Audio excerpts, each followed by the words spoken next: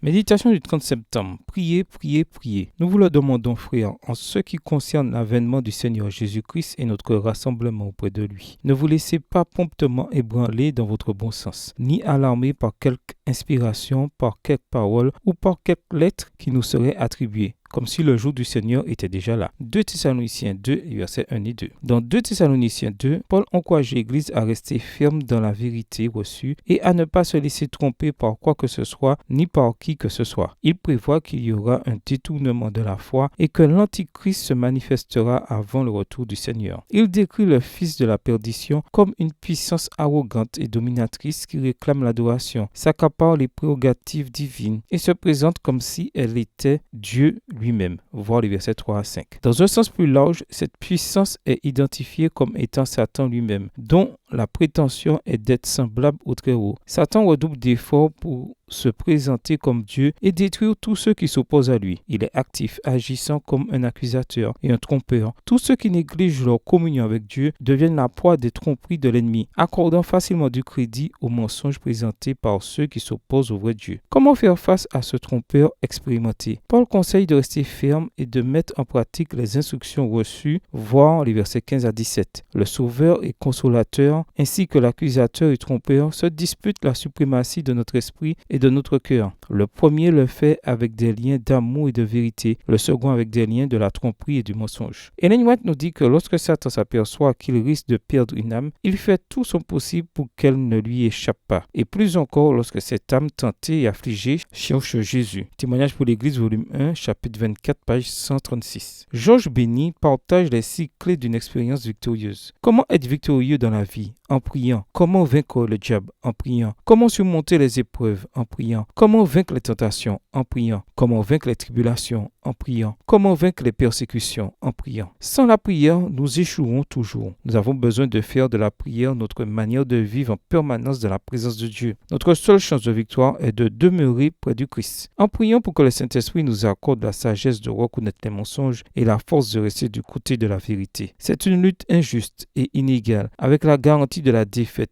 si nous luttons seuls. Cependant, si la pauvre âme fait appel au mérite du sang du Christ et persévère, notre Sauveur écoute la fervente prière de la foi et envoie à son tour pour la délivrer des anges plus puissants encore. Extrait du livre Témoignage pour l'Église, volume 1, chapitre 24, page 136. Livre écrit par Ellen G. White. Bonne journée à vous et que le Seigneur vous bénisse.